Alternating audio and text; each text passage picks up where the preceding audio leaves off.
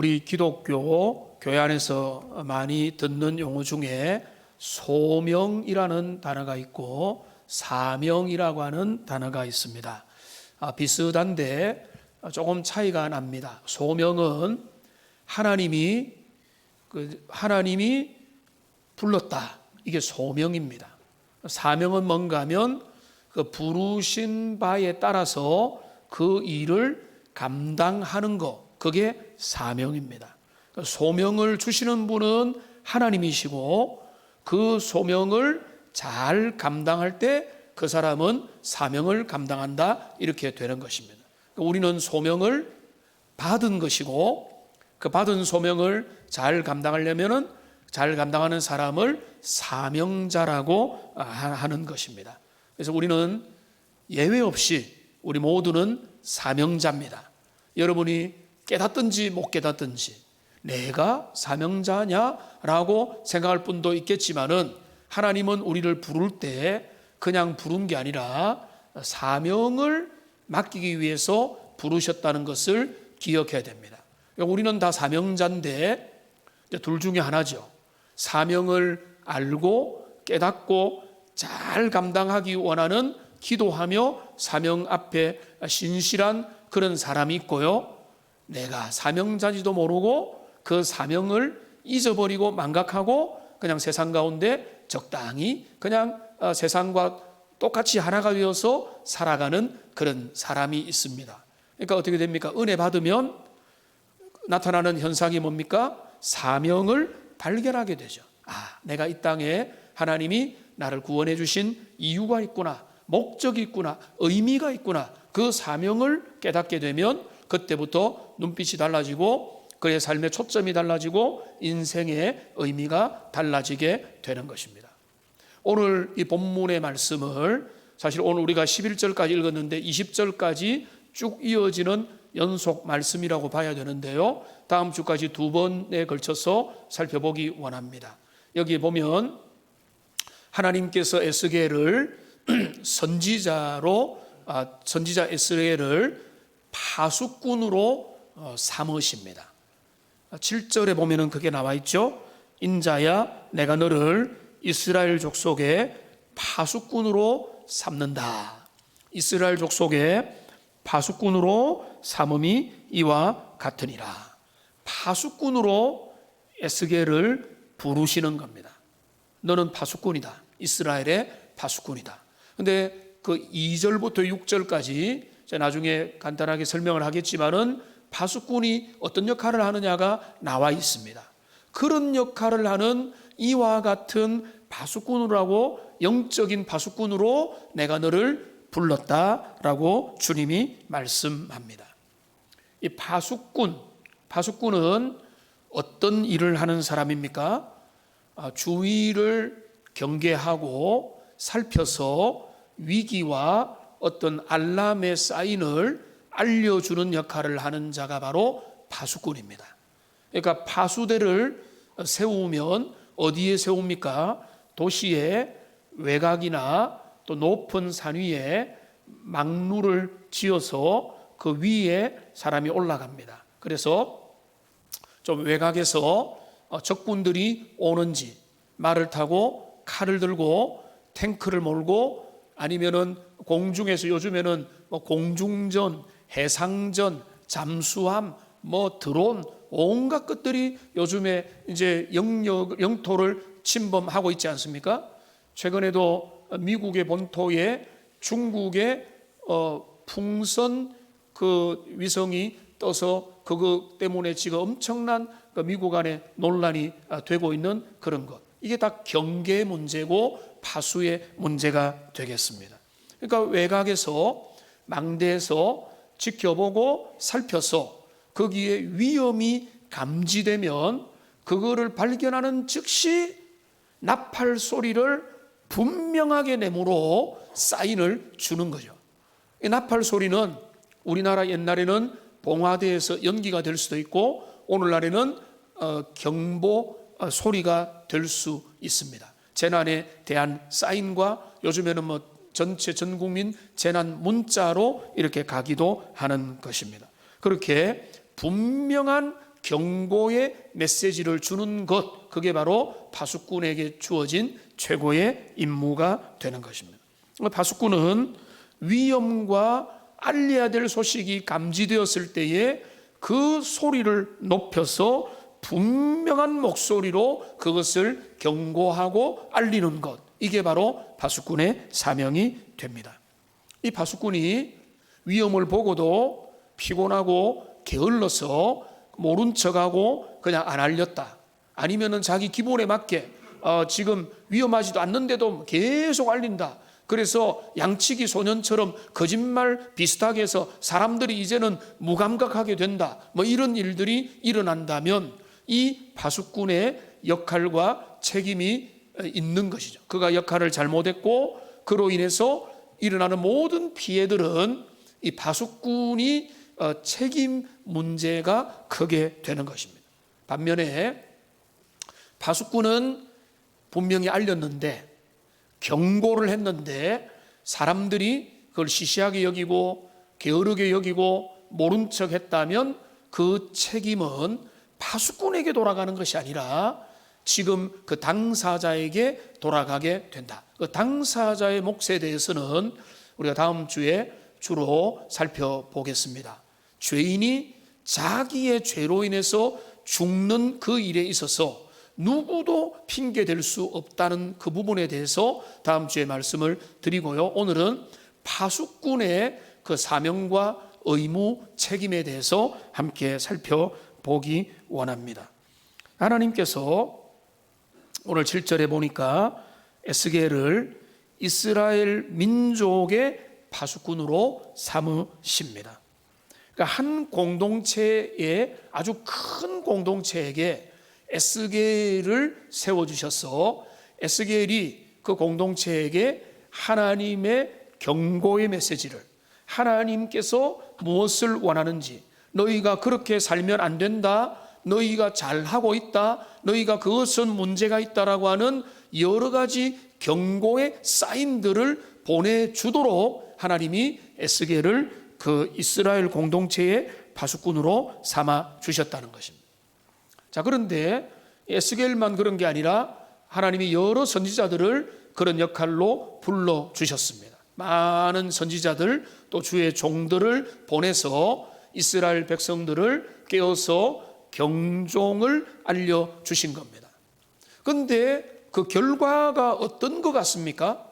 그 결과는 좋을 때도 물론 있었고, 그 말씀을 붙잡고 선지자의 경고에 반응을 하여 회개하고 돌이키고 결단하는 경우들도 왕왕 있었지만은 전체적인 결과는요, 부정적입니다. 이스라엘 백성들은 경고를 멀리했습니다. 모른 척했습니다. 귀에 새겨 듣지 않았습니다. 우리는 괜찮다라고 여기면서 부지런히 말씀으로부터 멀어졌고, 선지자들로부터 멀어졌고, 주님의 경고로부터 멀어졌고, 그냥 각자 도생, 내가 살고 싶은 대로 내 열심, 내 노력으로 사는 일이 계속되었고, 그게 이스라엘의 영적 타락의 본질이 되고 말았던 것입니다. 그러니까 선지자들이 있음에도 불구하고, 지난주에도 그런 말씀이 있었죠. 모세와 선지자들에게 들으면 되는데 그 말씀을 듣지 아니하고 그들은 자기 주장과 주권에 의해서 살아가다가 그들의 인생은 결국 망하게 된 것을 보게 되면, 그들은 우리는 못 들었다라고 하지 못한다는 거예요. 왜냐하면 하나님이 끊임없이 선지자들과 주의 종들을 통해서 각 시대의 하나님의 백성들에게 주님의 그 경고의 메시지를, 하나님이 원하는 그 사명이 무엇인지, 하나님이 원하는 게 무엇인지, 너희가 얼마나 잘 가고 있는지 잘못 가고 있는지를 주님이 계속해서 알려주신다는 겁니다. 그러니까 그 말씀을 듣고 그 말씀을 중요하게 여기고 내 인생에 그것을 붙들고 살아가는 자는 그 순종의 삶을 살기 때문에 그 인생이 엇나가지 않고 소망이 있는 것이고요. 그 말씀을 듣기 싫고 나는 내 능력, 내 지식, 내 실력, 나의 어떤 요행, 나의 모든 세상의 가치관을 따라가는 자는 잘 가는 것 같은 자나 그는 망할 수밖에 없다는 거죠. 그게 변하지 않는 성경의 교훈이고 오늘날에도 계속되는 주님의 교훈이 되는 것입니다. 하나님이 에스겔 선지자를 민족의 파수꾼으로 세웠다. 주의 종들을 그런 공동체의 경계를 알려주는 파수꾼으로 세웠다는 것입니다. 근데 우리가 한 개 정리를 여기서 하고 넘어가야 될 중요한 질문이 있습니다. 이 파수꾼의 역할이 목회자에게, 주의 종들에게 전문적인 하나님의 앞에 공적인 사역자들에게만 주어졌는가? 여러분들에게는 주어지지 않았는가? 이 사명이 과연 여러분은 그저 사명이 없는가라고 하는 그런 부분입니다. 결론부터 말씀드리면은 여러분 모두가 그 파수꾼의 사명을 부여받았습니다. 그거를 알아야 됩니다. 그리고 그것을 감당하기 위해서 기도하고 깨어 있어야 됩니다. 왜 우리가 파수꾼의 사명을 부여받았는가? 간단하게 성경 전체를 통해서 우리가 살펴보면요, 우선은 주님께서 이렇게 말씀하십니다. 호세아 9장 8절 말씀에 보면은 이런 내용이 있습니다. 에브라임은 나의 하나님과 함께한 파수꾼이다 라고 이야기하고 있어요. 에브라임은요, 북이스라엘의 대표적인 도시죠. 그리고 북이스라엘입니다. 북이스라엘 하나님 앞에 불순종했던 그 이스라엘마저도 그 주변의 열국을 대표하는 파수꾼의 역할로 주님이 세워놓으셨다는 거예요. 좀 더 근본적으로 하나님이 이스라엘을 열국 만민들 중에서 하나님이 택했습니다. 여러분, 세계 많은 수십억의 인구들 중에서 우리를 주님이 구원시켜 줬습니다. 얼마나 감사합니까? 은혜가 감사합니다. 그런데 이스라엘을 택한 그 이유는 하나님이 우리를 구원해 주셨네요. 감사합니다. 여기에만 머물라라고 택하신 게 아닙니다. 그 택하시면은 이유가 있습니다. 그 이유가 여기 나타납니다. 출애굽기 19장에 나타나는데요, 19장 6절에 보면은 이렇게 되어 있죠. 너희가 내게 대하여 뭐가 된다고요? 제사장 나라가 되도록 하기 위해서 너희를 택했다는 거예요. 제사장 나라라는 거는, 너 이스라엘이 제사장 나라면은 주변의 열국들이 그 제사장 나라를 통해서 주님 앞에 나와야 되는 겁니다. 그렇지 않습니까? 그러니까 이거는요, 이스라엘, 우리는 구원받았으니까 안심이네, 하나님 감사합니다, 우리가 택함 받았군요, 우리는 선민입니다, 이런 의식 고치하라고 거기에 빠져있는 게 이스라엘의 실패라고요.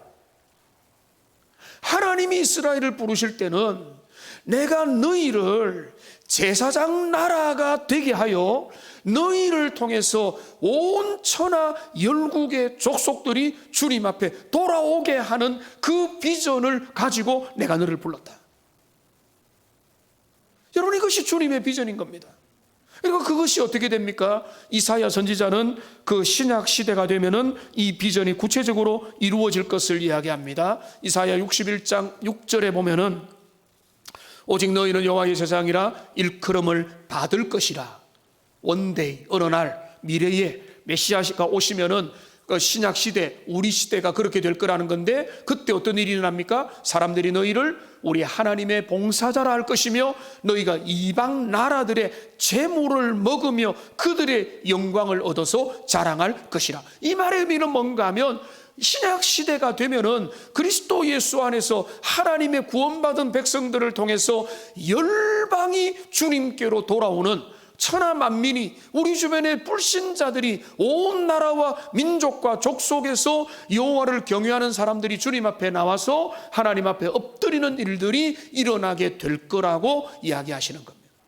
우리가 성경을 가만히 추적해 보면 우리가 놓치지 말아야 될 것은, 조직신학적으로 내가 구원받았으면 한 번 받은 구원은 영원하니까 우리의 구원은 안전이다, 우리는 하나님 앞에 선민이다, 이런 어떤 선민의식에 빠져가지고 그냥 우리의 삶은 이제는 어쩔 수 없다, 뭐 그렇게 살면 된다, 이런 것은 망하는 길이고요. 주님이 우리를 부르신 이유와 목적을 우리가 알아야 되는데, 그 부르신 이유와 목적은 뭔가 하면 열방과 민족의 제사장으로 세상을 주님께로 돌아오게 하는 자로 우리를 이 땅에 세워주셨다는 것입니다. 이거를 더 자세히 다루지는 않겠지만 신약에 잠시 보면은, 우리가 새벽에 살피는 매일 성경 본문에 보면은 마태복음을 우리가 살피고 있죠. 예수님은 제자들을 향해서 뭐라고 하십니까? 너희는 세상의 빛이요 세상의 소금이라고 하는. 우리는 세상 가운데 있지만은 세상과 똑같은 존재가 아니라는 거예요. 세상에 빛을 던져주고 어둠을 밝혀주고, 후미진 곳을 여러분이 가면은 거기에 빛이 생기고, 밋밋하고 맛없는 곳에 여러분이 가면은 거기가 맛이 되어주고 향기가 되어주고, 여러분이 그들에게 부패를 방지해주는 역할을 하는 그런 역할을 너희가 하라고 주님이 말씀하는 거예요. 너희는 구원받았으니까 됐다, 이렇게 주님이 말씀한 적이 없는 것입니다. 그러니까 우리가 세상 가운데 손을 건네고 그들을 주님께로 돌아오게 하고, 그들에게 그리스도의 사랑을 전하고 향기를 전하고 소금과 빛의 역할을 감당하고, 그리하여 그들이 여러분의 모습을 보고 하나님께 영광을 돌리며 주님 앞에 돌아와서 그들이 아는 하나님이 도대체 누구냐라고 하는 관심을 가지고 주님 앞에 돌아오는 게 하나님이 진짜 원하는 길이라는 거예요. 다시 이제 돌아와서 그런 의미에서 에스겔이 부여받은 이 민족의 파수꾼의 사명, 이 사명이 여러분에게도 주어져 있다라고 우리는 당연히 봐야 됩니다. 물론 우리 민족의 파수꾼, 이렇게 거창한 의미, 5대양 6대주를 나가서 주의 복음을 전하는 그런 파수꾼의 그런 증인과 증거의 사명까지는 아니더라도, 여러분의 가정에, 여러분의 주변에, 여러분의 직장에, 여러분의 일터에, 여러분의 삶의 자리에, 이웃에 적어도 소금과 빛의 역할을 감당하며 거룩한 제사장의 사명을 감당하라고 주님이 불렀다는 사실을 망각하게 되면은요, 소금이 맛을 잃으면 어떻게 된다고요? 길에 버려져서 밟히게 되고, 빛이 어두운데 누가 그 등잔을 들고 다니겠어요? 어두우니까 그냥 치워버리죠. 오늘날 교회가 전도문이 막힌 이유는요, 전도 안 해서 그런 게 아니에요. 교회가 신자다운 삶을 살기 위해서 주님 앞에, 그 영광 앞에 살지 못하는 일들 때문에 오늘날 우리가 망신을 당하고 있다고 봐야 되는 거예요. 그러니까 우리는 회개하고 주님 앞에 돌이키면서 주님이 주시는 그 빛이 내 안에 온전히 임하고, 하나님, 내가 구원받은 거, 교회 안에 있는 거, 주님 앞에 그냥 붙어 있는 것으로 안심하는 것이 아니라, 주님이 우리를 이 시대에 부르신 의미와 목적과 이유와 계획이 뭔가를 다시 발견하고, 내 가정부터 주변부터 사명을 자각하는 데서부터 우리가 출발할 때, 하나님은 그를 새롭게 하시고 그 주변을 새롭게 하시고 그 공동체와 그 시대를 새롭게 하시는 겁니다. 그러니까 우리가 그 사명을 우리가 잊지 말아야 합니다. 한번 옆에 있는 분들에게 한번 이렇게 인사하겠습니다. 우리가 파수꾼입니다. 한번 인사하겠습니다. 우리가 파수꾼입니다. 그래, 여러분의 가정을 여러분이 지키고요, 여러분의 주변을 여러분이 지키고요, 여러분들 때문에 사람들이 도전을 받고, 여러분들이 사람들이 대충 살아가는가 하더라도 아니지, 그게 아니지, 역시 맞지, 우리는 그렇게 못 살지만은 그렇게 하는 게 사실은 맞지라고 사람들이 그런 데서 도전과 충격을 받으면서 하나님 앞에 돌아오는 일들을 기대하며 우리는 겸손하게 우리의 삶을 살아야 되는 것입니다. 이제 파수꾼인 우리, 세상의 시대의 증인으로 부름받은 저와 여러분들은 어떤 사명을 감당해야 될까요? 파수꾼이 재미로 위험도 없는데 나팔 소리 팍 부르면 어떻게 되겠습니까? 바로 감옥 가겠죠. 파수꾼이 불러야 되는데 소리를 내지 않거나 소리를 안 내야 되는데 내는 것도 문제고, 애매하게 이게 나팔 소리인지 피리 소리인지 풍금 소리인지 기타 소리인지 이게 구별도 안 되게 엉뚱한 소리를 내는 것도 문제가 있는 것입니다. 자, 그런데 그 소리를 낸 파수꾼의 제일 중요한 사명은 뭔가 하면, 좋은 파수꾼은 뭔가 하면 정직하게 그 상황을 바라보고 지켜 깨어서서 그 내용을 사람들에게 알려주는 것, 그게 파수꾼의 중요한 사명입니다. 언론이 그 시대의 파수꾼 역할을 해야 된다라고 많은 말들을 할 때 의미가 그런 겁니다. 언론은 올바른 팩트를 기반해서 사람들에게 정확한 진실에 접근할 수 있도록 도와주는 사명을 언론이 부여받은 거예요. 그게 언론의 세상의 그 시대의 파수꾼의 사명이라면, 교회는 진리의 파수꾼, 그리스도의 파수꾼, 하나님의 그 뜻과 마음을 정직하게 알려주는 그런 파수꾼이 돼요. 그러니까 자기 하고 싶은 대로, 내 감정대로, 내 원하는 대로, 내 입맛대로 내가 하고 싶은 말을 전하는 게 아니라는 말. 그래서 지금 하나님이 에스겔을 부릅니다. 7절을 보기 전에, 근데 거짓 선지자들, 잘못된 역할을 하는 파수꾼들의 특징이 있어요. 그들을 미가 선지자는 경고를 하거든요. 미가서 3장 5절을 보십시오. 미가서 3장 5절을 보면은 내 백성을 유혹하는 거짓된 선지자들, 거짓된 파수꾼이 등장합니다.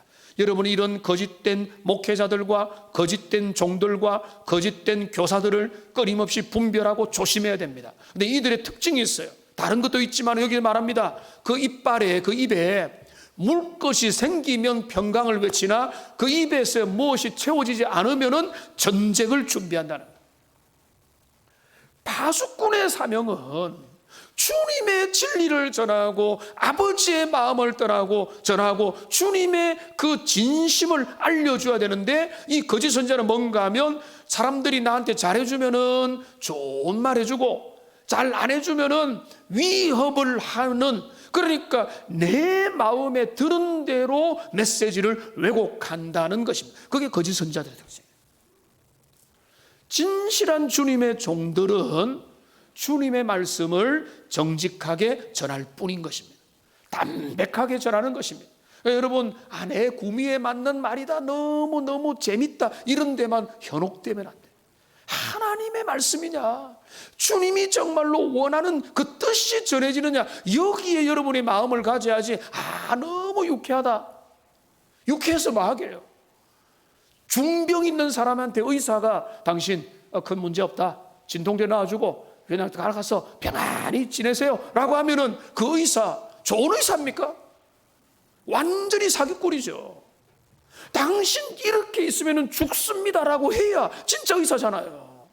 그리고 이렇게 바꿔야 됩니다, 저 태도를 바꿔야 됩니다라고 말을 해줘야 이 환자가 자기가 바꾸든지 말든지 그거는 자기의 몫이지만은 적어도 그 역할을 해야 된다, 이 말이에요.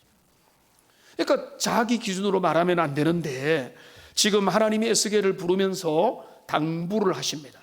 뭐라고 당부를 하는가 하면, 너가 파수꾼으로 해야 될 역할이 있다. 그거는요 너무 단순해요. 너무 단순합니다. 7절을 보십시오. 이렇게 말합니다. 내가 너를 이스라엘 족속의 파수꾼으로 삼음이 이와 같으니라. 그런즉 너는 내 입의 말을 듣고 나를 대신하여 그들에게 경고해라. 한번 따라합시다. 듣고, 다시요, 듣고 대신하여 경고하라. 파수꾼이 해야 될 일은 것입니다. 충직한 증인이 해야 될 일은 바로 이것입니다.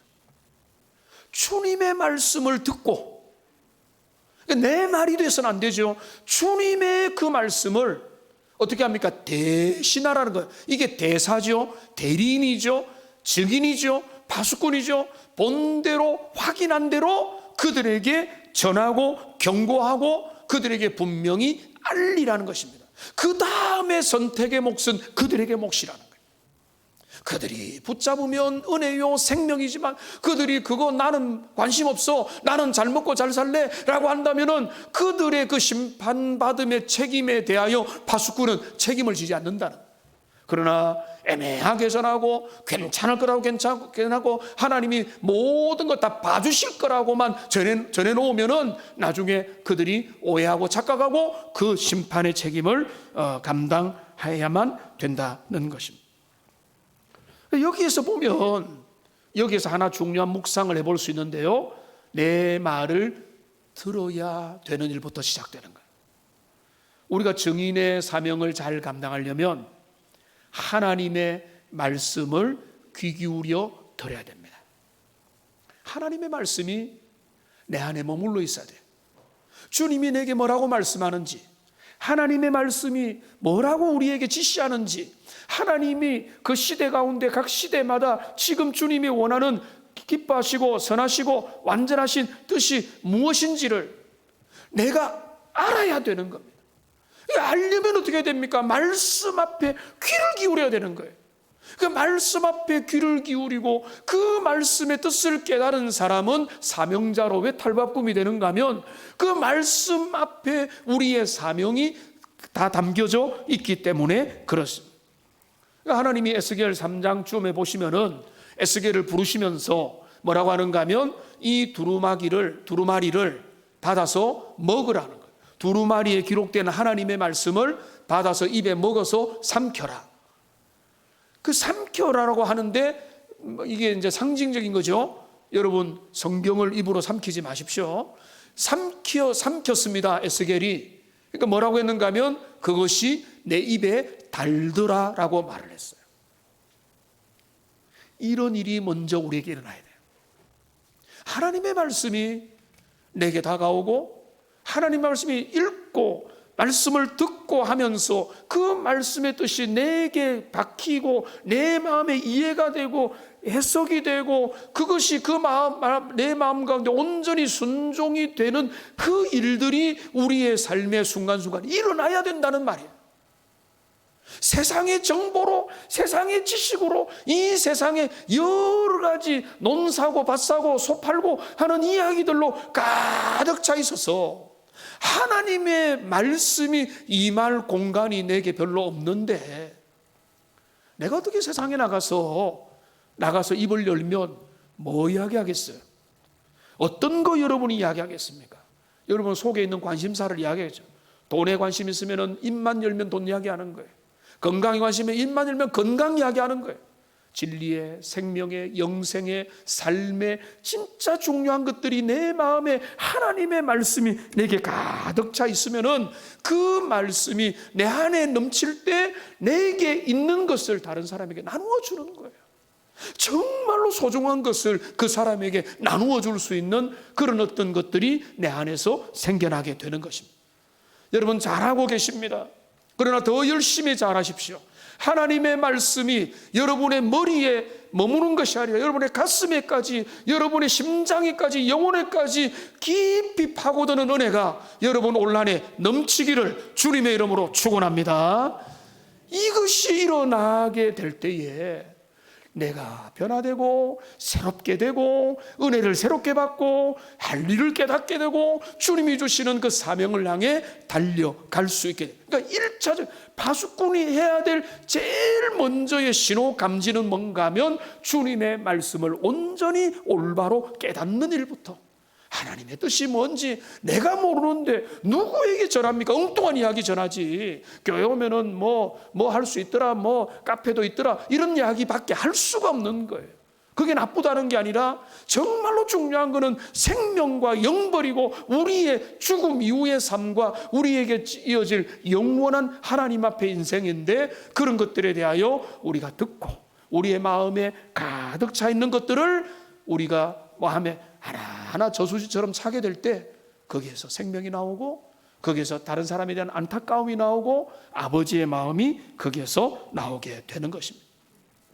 교회 안에서 섬기고 봉사하고 세상에 또 섬기고 봉사하는 것들도 잘하려면요 이게 돼야 돼요.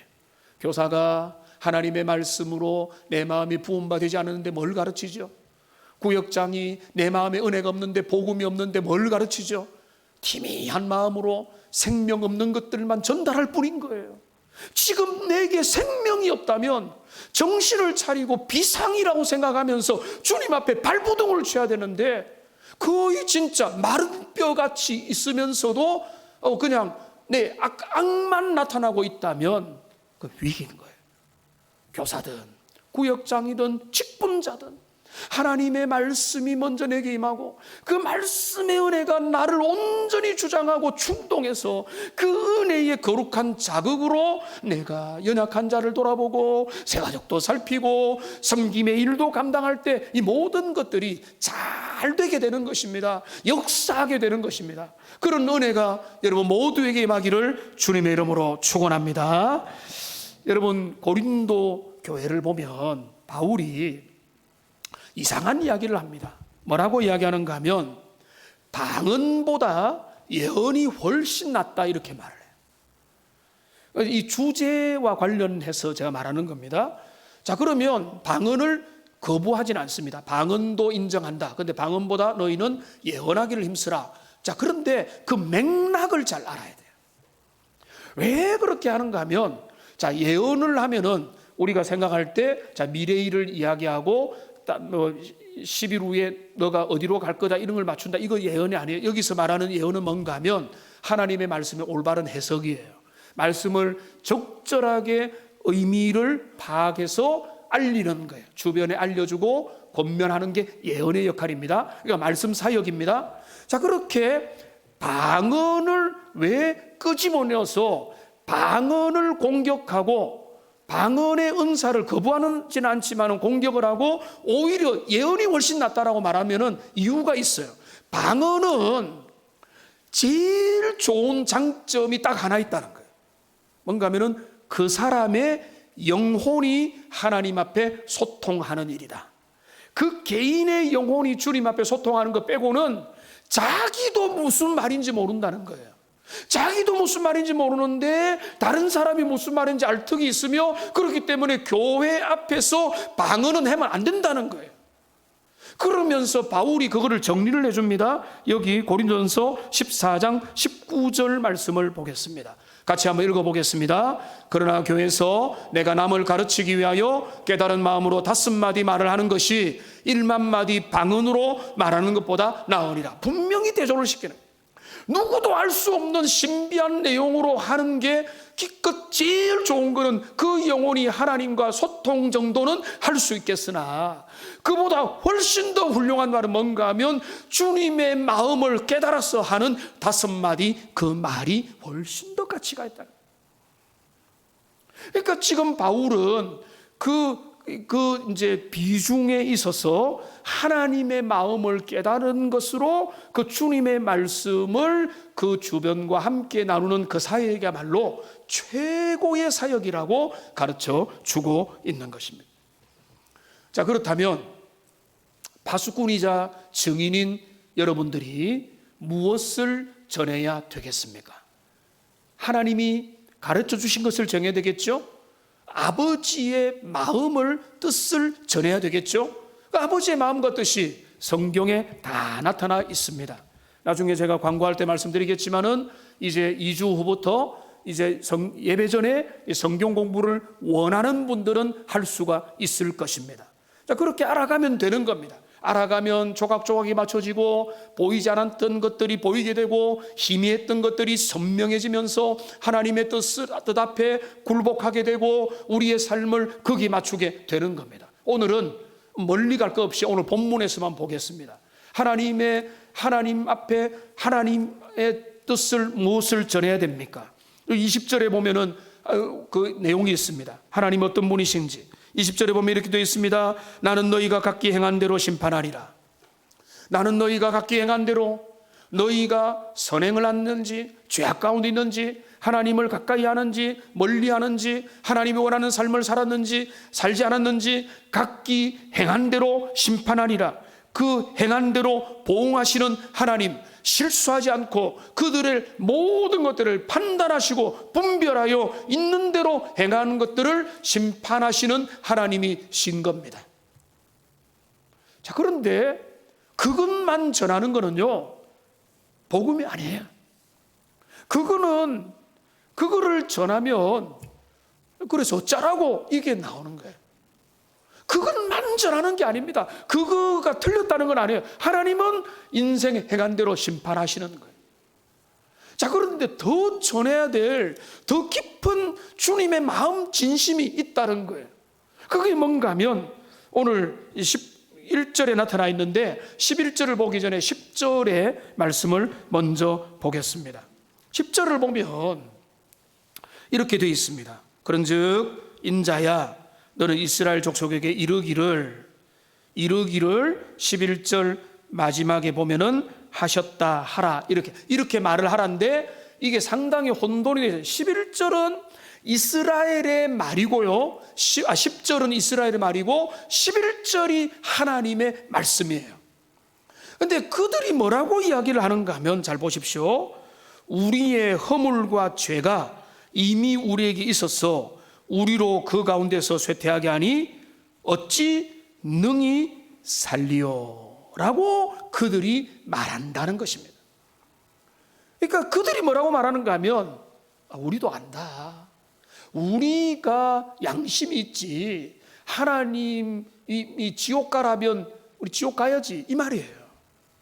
우리가 잘못 많이 했다. 우리는 솔직히 보면은 우리가 하나님이 진짜 계신다면 주님 앞에 징계받아서 심판받는 게 당연하고 할 말 없다. 지옥 가는 사람 중에 나는 억울합니다. 이런 사람이 있을까요? 없어요. 다 자신의 죄악으로 죽는 겁니다. 지금 이스라엘 백성들도 그래도 최소한의 양심이 있는 거예요. 우리가 무슨 낯으로 천국 가고 하나님 앞에 다시 설 수 있습니까? 우리는 소망이 없는 자입니다. 어찌 능히 살리요 이렇게 말을 하는 거예요. 사람들 보면 내가 내 죄를 너무 많이 지어가지고 다 고치고 교회 갈게요 이렇게 말하는 분들도 있어요. 와야 고쳐지는데 스스로 해결하고 오겠대요. 담배 끊고 오겠대요. 술 끊고 오겠대요. 세상의 죄악을 끊고 오겠대요. 와야 주님 만나야 거기에서 하나하나 정리되는데, 근데 그들도 양심이 있는 거예요. 내 이 모습으로는 하나님도 나를 싫어할 거야. 주님이 나를 용서해 주지 않을 거고 내가 살 수 있는 소망도 별로 없다 이런 의미예요. 세상의 사람들 중에는요 자포자기하는 사람도 꽤 있다고 저는 봐요. 그들이 나는 당당하다, 나는 천국 간다 이런 사람 별로 없을 거예요. 천국을 안 믿는 사람도 많지만은 천국과 지옥이 있다면 나는 천국에 못 갈 거야 라는 사람이 대반일 거예요. 왜냐하면 그들이 흉악한 죄를 안 지어도 그들의 삶에서 여러 가지 죄악의 오염이 되어 있기 때문에 그렇겠죠. 이런 자들, 내가 어찌 살게? 우리는 소망이 별로 없다라고 말하면서 스스로 자포자기하고 있는 그들을 향해서 하나님이 뭐라고 선지자에게 외치라고 증인이 되어서 외치라고 하는 게 그게 오늘의 결론입니다. 11절이에요. 여기 보면은 주님이 말합니다. 너는 그들에게 가서 말하라는 거예요. 너희가 행한 대로 갚는다, 심판받는다 이야기만 하지 말고 그 주님의 뜻이 뭔가 하면 내가 나의 삶을 두고 맹세하노니 하나님 나는 악인이 죽는 것을 기뻐하지 아니하고 악인이 그와 같아서 그의 길에서 돌이켜 떠나는 것을 기뻐하노라. 이스라엘 족속아 돌이키고 돌아오라. 너희의 악한 길에서 떠나라. 어찌 죽고자 하느냐라고 하는 이 안타까운 주님의 마음을 그들에게 전하라는 거예요. 이게 하나님의 본심이에요. 하나님의 본심은 죄인은 자기의 죄로 죽을 거니까 당연하지라고 모른 척하고 멀리서 내버려두지 말라는 것입니다.